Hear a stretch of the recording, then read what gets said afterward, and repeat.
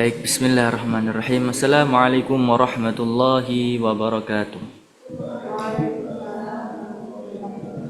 Bismillahirrahmanirrahim. Alhamdulillah rabbil alamin. Wassalatu wassalamu ala asyrafil anbiya'i wal mursalin Sayyidina wa maulana Muhammad wa ala alihi wa ashabihi wa tabi'ina lahum bi ihsanin ila yaumiddin.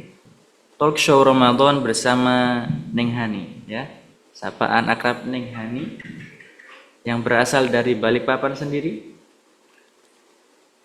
yang alhamdulillah difasilitasi oleh Madrasah Aliyah Negeri Balikpapan, dan insyaallah kita akan melanjutkan kesempatan-kesempatan kita dari yang sebelumnya dan akan kita sambung pada hari ini dalam membahas insyaallah tema yang berjudul dengan metode menghafal Al-Quran.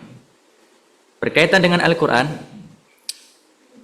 yang namanya Al-Quran adalah punya hubungan khusus dengan bulan suci Ramadan tentunya.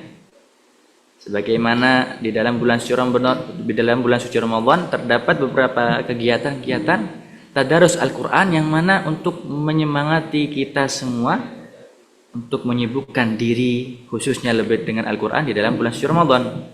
Maka kita kepo nih, sedikit kepo tentang Al-Quran dan bagaimana cara menghafal Al-Quran dan apa mungkin ada keutamaan daripada menghafal Al-Quran, lebih-lebih kita sekarang ini di bulan suci Ramadan. Mari kita insyaallah setelah ini kita akan meminta untuk narasumber kita Neng Hani yang kebetulan sebetulnya orang dalam sendiri, tapi nggak apa-apa. Yang namanya ilmu kita ngambil faedah dari siapapun, dari manapun, selama itu baik kita ambil secara kuat-kuat. Langsung saja insyaallah kita akan masuki sesi penjelasan atau presentasi daripada Neng Hani tentang bagaimana Al-Quran. Dan waktu dan tempat kami persilakan untuk beliau. Bismillahirrahmanirrahim. Assalamualaikum warahmatullahi wabarakatuh. Waalaikumsalam warahmatullahi wabarakatuh. Alhamdulillah rabbil alamin, wassalatu wassalamu ala rasulillah, wala hawla wala quwwata illa billahil aliyyil azim. Rabbana shrah lana sudurana wa yassir lana umurana wa hlul 'uqdatam min lisanina yafqahu qawlana.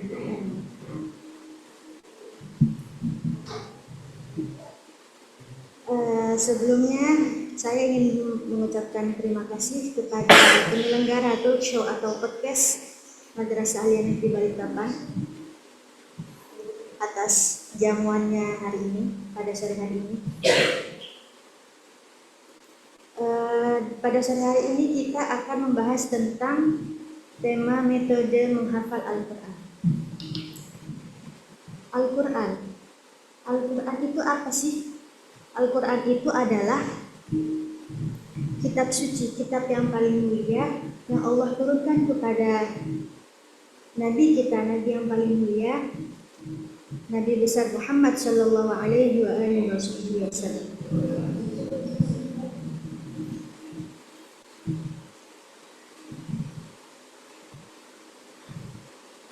Sebelumnya kita akan membahaskan Al-Quran. Al-Quran itu diturunkan pada tanggal 17 Ramadan, bertepatan pada bulan ini ya.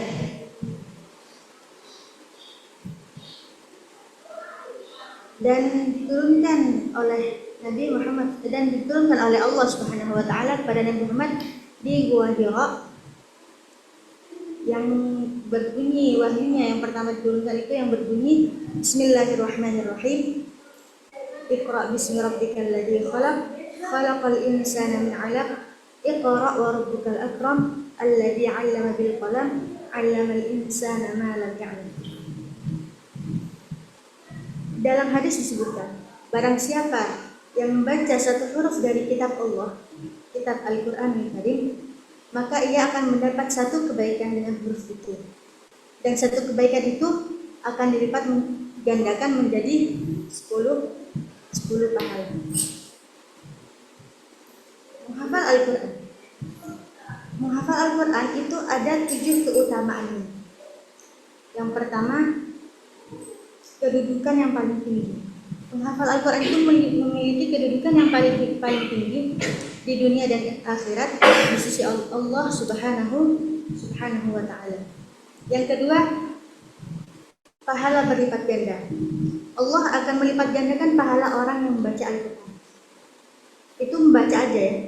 Membaca apalagi menghafal, gimana pahalanya ya. Yang ketiga, Al-Quran itu bisa memberikan syafaat atau pertolongan kepada pemiliknya pada hari kiamat. Yang keempat, doanya dikabulkan.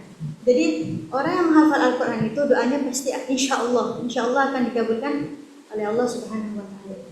Cepat dikabulkan. Yang kelima, penghafal Al-Quran itu dianggap oleh Allah sebagai keluarganya dan orang-orang yang istimewa. Yang keenam, penghafal Al-Quran akan ditempatkan bersama para malaikat yang paling mulia. Dan yang ketujuh, mahkota kemuliaan yang diberikan untuk orang tuanya. Jadi ada yang bilang penghafal Al-Quran itu nanti akan memberikan mahkota dan jubah emas di surga nanti. Jadi siapa di sini yang nggak pengen ngafalin Al-Quran ya? Karena pahalanya begitu besar.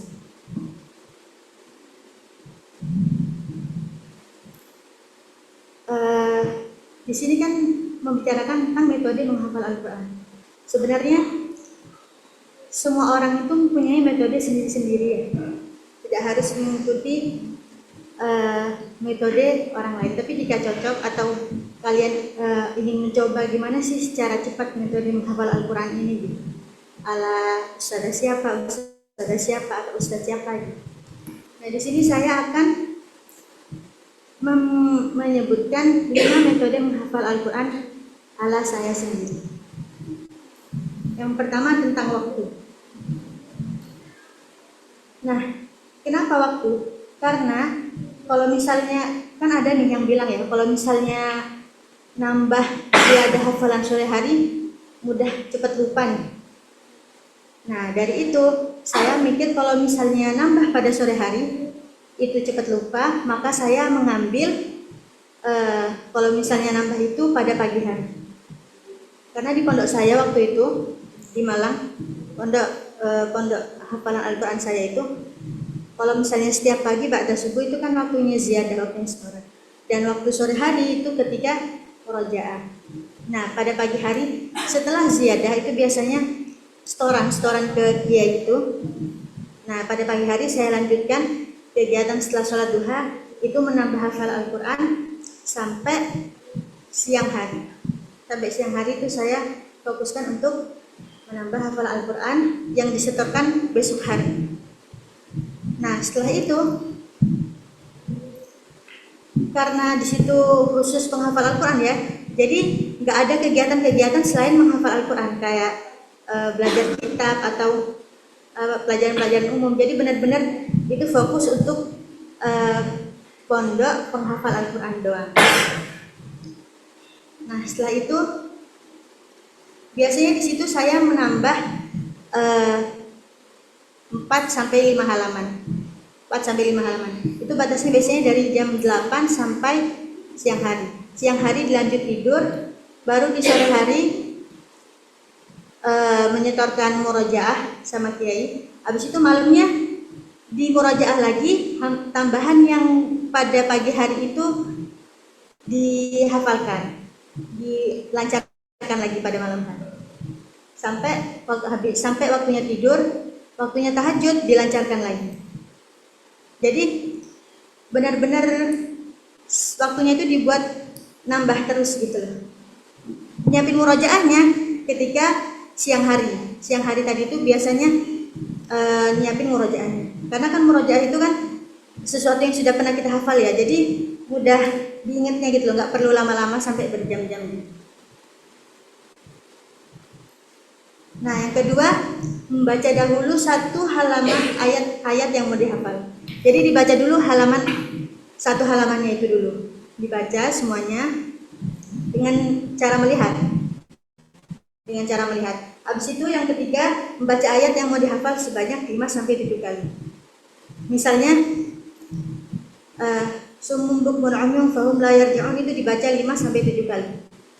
Summum bukmun umyun fahum la yarji'un, summum bukmun umyun fahum la yarji'un itu sebanyak 7 kali. Nah, setelah kita hafal, dibaca arti dari ayat tersebut. Jadi artinya dari ayat yang kita hafal itu dibaca. Karena biasanya kalau misalnya kita baca dari arti itu kan mudah meresapinya gitu loh. Jadi dibaca dari arti tersebut baru nambah lagi. Kalau misalnya sudah hafal, kalau misalnya sudah dibaca 7 kali terus hafal baru baca arti. Nah, setelah itu yang terakhir, setelah menghafal satu ayat dan sudah menambah ayat setelahnya itu dibaca kembali ayat yang dihafal dari awal. Jadi kalau misalnya sudah summun bukmun umyun fahum la yarji'un, terus kan nambah lagi nih, au kasayyibin minas sama ya. Au kasayyibin minas sama sampai ayat au kasayyibin minas sama habis. Nah, itu diulang lagi dari atas. Jadi nggak terus langsung ke bawah, itu enggak. Jadi setelah dibaca, setelah dihafal summun bukmun, au kasayyibin sudah dibaca lagi dari summun bukmun. Jadi dibacanya dari awal ayat yang kita hafal tadi. Jadi nggak langsung ke bawah gitu. Karena menurut saya itu mudah lupa. Terkadang ada ya pondok yang 3 bulan langsung hatam gitu. Nah, itu biasanya itu sistemnya kayak nambah terus. Setiap hari nambah terus. Jadi mudah. Cuma 2 bulan aja bisa hatam. Jadi setiap ngafalin 1 ayat atau 2 ayat langsung di-story nih itu ustazahnya. Nah, kayak gitu tuh menurut saya itu hanya menghafal saja. Tapi nanti setelah hatam habis itu kembali lagi, nah itu serasa nambah lagi gitu. Jadi sebenarnya menghafal sama murojaah itu harus seimbang. Gak boleh nambah terus habis itu baru murojaahnya yang terakhir. Nah, terus sebelum menghafal Al-Quran kita harus meluruskan niat dulu seharusnya ya. Menjauhi larangan-larangan Allah, terus melakukan kebaikan-kebaikan, jauhin larangan-larangan yang Allah nggak sukai, sehingga mempermudah mempermudah menghafal Al-Quran kita itu. Kalau misalnya kita menghafal Al-Quran tapi maksiat, pasti kan orang-orang melihatnya, ini penghafal Al-Quran tapi kok kayak gitu sih. Nah, jadinya yang disalahkan itu penghafal Al-Qurannya, ada Al-Qurannya gitu loh. Apa ya kita nggak malu gitu kan. Nah, jadi benar-benar harus meluruskan niat terlebih dahulu sebelum menghafal Al-Quran. Insya Allah itu penjelasan yang cukup memotivasi bagi kita ingin berniat untuk menghafalkan Al-Quran. Bagaimana kitab yang dijadikan penyempurna kitab-kitab yang terdahulu daripada kitab Taurat, kitab Injil, kitab Zabur, ya semua disempurnakan di dalam Al-Quran. Dan sampai kapanpun Al-Quran akan menjadi pegangan kita sampai kita kembali kepada Allah Subhanahu Wa Taala. Masya Allah penjelasan dari Nihani, masya Allah termasuk penjelasan yang sangat jelas, ya. Apalagi ditulis ya, jangan lupa ditulis agar supaya kita tahu tips-tips ala-ala Nihani. Ya. Alhamdulillah. Kemudian masalah Al-Quran ini, banyak orang yang menghafalkan Al-Quran, tapi kadang setelah itu digunakan untuk bertujuan hanya biar masuk beasiswa saja. Banyak sekarang beasiswa yang di situ membuka beasiswa Al-Quran bagi siapa-siapa yang menghafalkan Al-Quran. Ini menurut Neng Hani gimana pandangan menurut Neng Hani? Ada pertanyaan dulu dari saya sebagai host. Terima kasih. Bismillahirrahmanirrahim. Jadi terkadang ada Al-Quran dibuka beasiswa untuk menghafal Al-Quran gratis, malah dapat uang gitu ya. Sebenarnya nggak apa-apa saja ya. Tapi kalau misalnya kita memang dari awal ngafalin Quran bertujuan untuk itu, salah. Jadi seharusnya dibuat Al-Quran itu bertujuan untuk sesuatu seperti itu gitu. Tapi kalau misalnya memang dari awal kita memang pengen ngafalin Quran niat lillahi ta'ala, terus kebetulan ada tuh seperti itu, ya alhamdulillah, itu bonus ya, bonus bagi kita sendiri. Terus juga seperti kayak musabaqah tilawatil Quran, nah itu jangan berharap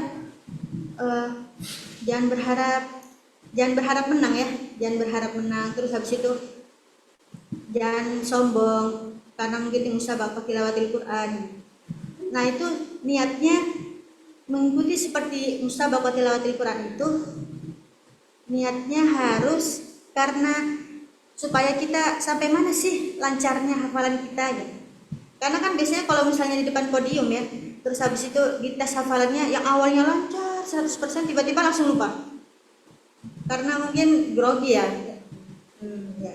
Jadi kalau misalnya musabaqah tilawatil Quran itu harus benar-benar niat memperbaiki bacaan, terus habis itu niat sampai mana lancarnya Al-Quran kita, hafalan kita. Jadi intinya nggak apa-apa nih ya. Iya. Selama niat utama adalah memang betul-betul kita ingin menjaga Al-Quran semata-mata karena Allah Subhanahu wa Ta'ala.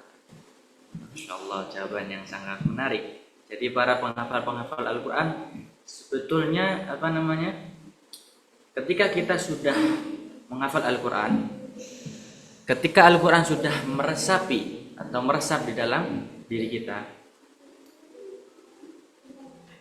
sebagaimana Al-Quran adalah sesuatu yang mulia, maka apapun yang disandingkan dengan Al-Quran mulia. Seperti itu ya, berarti.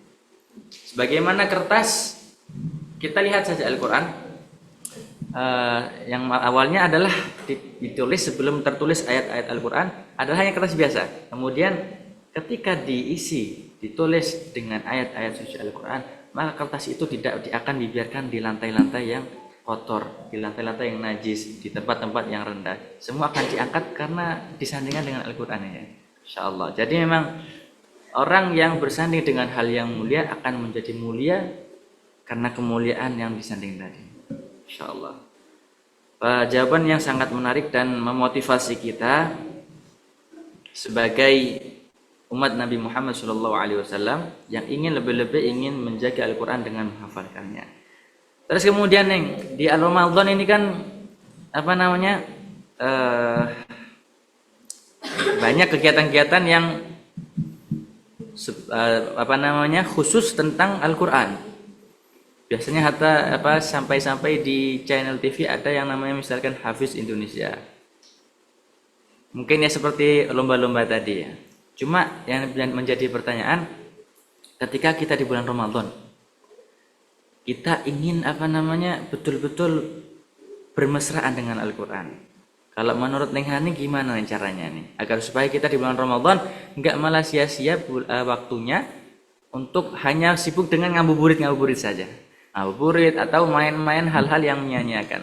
Khusus di bulan Ramadan, bagaimana menurut Neng Hani caranya untuk kita betul-betul bisa merasakan nikmat ketika kita bersama dengan Al-Quran? Bismillahirrahmanirrahim. Jadi kan kalau misalnya membaca Al-Quran itu kan banyak pahalanya gitu. Jadi untuk apa kita mensibukkan diri buat ngabuburit dengan cara yang tidak bermanfaat? Jadi lebih baik kita membaca Al-Quran atau mengikuti pengajian-pengajian atau taklim kayak gini ya. Nah, untuk dari itu, kalau misalnya kita sebelum masuk ke bulan Ramadan, kita harus mempunyai list-list yang harus kita lakukan nanti di bulan Ramadan. Seperti kayak aku bakal menghatamin Quran nih, 1 bulan bakal per hari 1 juz. Atau bisa pokoknya bulan Ramadan ini aku harus menghatamkan 3 kali atau 10 kali gitu. Jadi harus punya punya list-list yang akan dilakukan di bulan Ramadan, biar nggak sia-sia pekerjaan atau apa yang kalian lakukan itu nggak sia-sia. Jadi harus punya list-list yang harus ditulis gitu. Jadi harus betul-betul kita punya misi atau visi dalam bulan suci Ramadan agar supaya waktu kita tidak terbelangkai atau terbuang sia-sia gitu nih ya. Insyaallah. Sami'na wa ata'na insyaallah. Baik, kemudian kita akan mungkin dari pemirsa kita akan memulai sedikit sharing tentang yang berkaitan dengan Al-Qur'an. Boleh dimulai dari pemirsa yang hadir di ruangan. Barangkali ada pertanyaan ataupun yang di rumah masing-masing, di tempat masing-masing yang ingin bertanya, yang ingin kepo sedikit atau banyak gak apa-apa tentang Al-Quran di bulan suci Ramadan atau secara umum. Silakan kalau dari pemirsa yang ada di ruangan ada yang mau mengikut sertakan diri untuk kepo tentang Al-Quran. Ayo silakan. Siapa namanya? Boleh maju? Boleh maju. Boleh maju. Berdiri saja. Sebutkan namanya dan kelas berapa. Dan pertanyaan.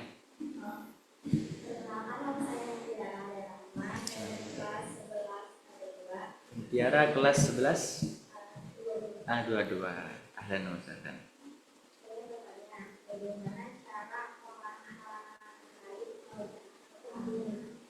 Gimana?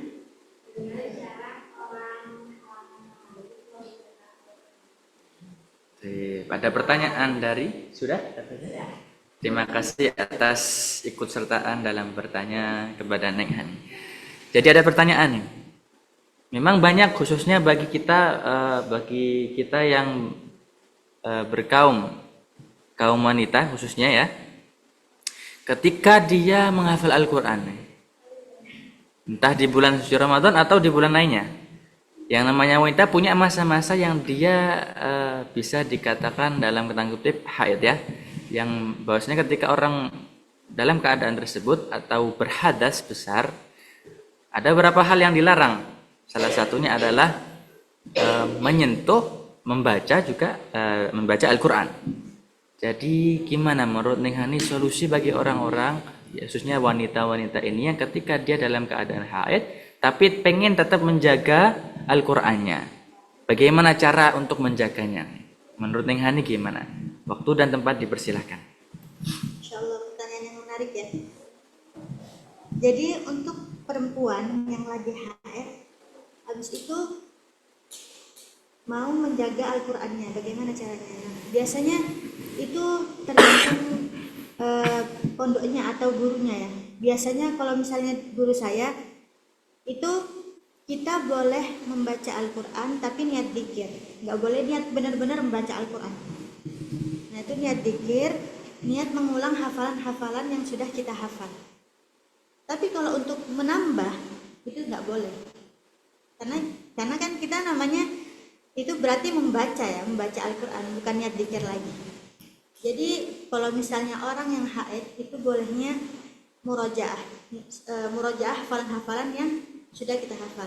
Tapi tergantung gurunya. Kadang ada yang tidak memperbolehkan. Jadi ya udah, ketika suci aja membaca Al-Quran, menghafal Al-Quran. Terus kalau misalnya membawa itu nggak boleh ya, membawa Al-Quran itu nggak boleh untuk orang yang haid, baik penghafal Al-Quran atau bukan penghafal Al-Quran. Baik, masuk. Jawabannya sesuai? Masya Allah, berarti memang sesuai ini nih ya, karena memang mungkin banyak pendapat daripada ulama dan akhirnya sosok guru tersebut mengambil pendapat yang akhirnya diterapkan di tempatnya masing-masing. Bagaimana tempatnya Neng Hani? Berarti di tempatnya Neng Hani itu ketika dia haid berarti nggak boleh nambah. Berarti harus punya cara lain kalau gitu ya. Jadi selama dia dalam keadaan suci harus betul-betul banyak pencapaiannya agar supaya nanti ketika haid dia hanya mengulang-ulang saja. Agar supaya dia mendapatkan capai target yang dia jadikan target. Misalkan aku ingin hafal mungkin dalam waktu jangka 3 bulan atau 3 tahun misalkan. Kalau orang yang malas-malasan repot gimana nih? Gimana kalau orang yang malas-malasan repot ini? Hah? Kalau orang yang malas-malasan jadinya nggak hatam-hatam. Yang awalnya kita targetin misalnya 2 tahun hatam bisa sampai 5 tahun hatam ya. Ini ada ilmu baru berarti ini. Kalau kita ikut dengan tadi, berarti kita ketika dalam keadaan bersuci, dalam keadaan suci harus betul-betul banyak ya, banyak masukan kita daripada kita murojaah dulu. Kecuali sudah, tapi wanita itu maksudnya tahu masa-masanya biasanya. Wanita punya adat ya. Oh ya, wanita punya adat ketika misalkan biasanya dia dalam keadaan tidak suci berapa hari. Jadi kalau sudah tahu enak ya. Kalau sudah mulai dekat-dekat waktu ini, harus lebih semangat lagi sebelum datang bulannya. Kalau sudah seperti itu enak. Tapi semua kembali kepada niat nih ya. Kalau niatnya sudah betul-betul lillahi ta'ala, apapun badai diterjang, malas dilawan, ngantuk dilawan, insya Allah akan nyampai dengan sesuai tujuannya. Masya Allah jawaban dan pertanyaan dan jawaban yang sangat berkualitas. Akan ada tambahannya. Oh ya, silakan nih. Jadi kalau misalnya kita murojaah itu harus ada partnernya. Jangan sendirian setelah kita ngafalin, habis itu kita ngulanginnya sendiri gitu. Karena kalau misalnya ada partnernya, kita jadi tahu di mana letak kurangnya kita, kesalahannya kita di mana. Jadi benar-benar kalau misalnya orang yang menghafal Al-Quran itu harus mempunyai partner murojaah, partner menghafal Al-Quran. Jadi nggak sendirian ya. Karena kita nggak tahu di mana letak kesalahan kita kalau misalnya sendirian. Masya Allah, berarti harus punya istilahnya bestie untuk teman kita menghafal ya. Oke, jangan lupa dicatat bagi orang-orang yang ingin menghafalkan Al-Quran ya. Kemudian baik, kita akan beranjak ke pertanyaan selanjutnya. Apakah ada lagi yang ingin bertanya? Oh iya, silakan. Alhamdulillah banyak yang bertanya sekarang ya. Baik, silakan bisa memperkenalkan diri dan kelas dan kemudian diutarakan pertanyaannya. Assalamualaikum warahmatullahi wabarakatuh. Waalaikumsalam warahmatullahi wabarakatuh. Perkenalkan, nama saya Indra Syifa Hadias dari kelas 12A22. Izin bertanya, dari pengalaman saya sendiri kalau menghafal itu kan ada hidayah yang H sama H. Itu kalau misalnya kita menghafal kira-kira ada hukumnya atau triknya enggak Pak? Atau enggak dari pengalaman Bapak sendiri gimana? Soalnya saya kalau menghafal itu kan ingin benar-benar sama atau betul sesuai dengan Al-Quran. Nah, cuman saya seringkali salah dan kalau membayangkan dari kepala itu saya nggak bisa. Bisa diulang intinya ketika pertanyaannya. Kalau hafalan itu biar bisa membedakan dan ingat antara hak dan hak itu. Hak dan hak. Ya. Oh ya. Baik. Sama-sama ya. Jadi pertanyaannya Neng, ketika orang menghafal Al-Quran sebagaimana dialami, siapa namanya tadi? Syifa dari kelas 12. Insyaallah. Pertanyaan Syifa dari kelas 12 Neng. Ketika orang menghafalkan Al-Quran, yang namanya Al-Quran dengan bahasa Arab tentunya Neng. Kemudian ada beberapa hal huruf di bahasa Arab itu saling berdekatan. Contohnya ha dan ha atau yang lainnya ya, sin, ta dan lain sebagainya. Kemudian tadi yang sang penanya ingin menanyakan bagaimana kira-kira Neng kalau ketika menemukan ayat yang itu itu ha atau ha. Ketika kita merujuk kemana itu ha atau ha. Intinya ketika mengingat ayat-ayat yang serupa hurufnya, itu menurut Neng gimana? Agar supaya ketika murojaah ingat, kuat dan ingatannya kuat ya. Baik, waktu dan tempat dipersilakan. Bismillahirrahmanirrahim. Jadi ketika kita menghafal, ketika kita buka Al-Quran, nah itu dibenerin biasanya. Kalau misalnya yang kurang-kurang, baik itu dari kesalahan ayat atau kesalahan huruf kita benerin. Mana yang ha, mana yang ha, kan kelihatan ya, maksudnya hurufnya pasti beda ya. Kan ha kayak gini, kalau ha begini. Nah di situ kita benerin, kita ingat-ingat di mana letak kesalahan kita. Nah nanti biasanya saya kayak gitu. Kalau misalnya ayat saya kurang benar, terus salahnya di situ terus. Nah itu saya bunderin, saya lancarin di bagian situ, saya inget-inget. Nah nanti kalau waktunya murojaah itu pasti insya Allah lancar. Jadi diulang-ulang, letak kesalahannya di mana. Kan kita punya partner nih, nah partnernya itu bisa membenerin mana kita yang salah. Nah nanti di mana letak kesalahannya kita ulang-ulang lagi. Nah insya Allah itu bisa ingat waktu kita murojaah tanpa Al-Quran. Oh, jadi harus kita punya cara nih ya, intinya cara sendiri agar supaya kita ingat dengan apa yang kurang dari kita. Misalkan kayak tadi, oh kita kurang apa di ayat ini, kurang ingat ini pakai huruf H atau H, maka kita harus kasih alamat ya, harus bisa kita kasih tanda agar supaya ketika kita murajaah ingat. Soalnya ketika kita yang ngasih tanda mesti ingat, oh mas itu yang mesti kita lupa gitu ya. Ya jadi ya Syifa, pertanyaannya bisa dijawab seperti itu ya. Jadi kalau kita sudah merasa di ayat ini atau menemukan huruf yang serupa sebagaimana disampaikan oleh narasumber kita Nehani, kita harus cari cara agar supaya ingat. Salah satunya kita kasih tanda, tadi bulatin atau di garis bawain ya. Lebih-lebih tadi kita punya partner atau teman yang bisa mengingatkan kita. Insyaallah bagus. Baik, kemudian ada yang ingin bertanya lagi dari, silakan. Setelah ini kita akan pindah ke pemirsa yang ada di rumah. Waalaikumsalam warahmatullahi taala wabarakatuh.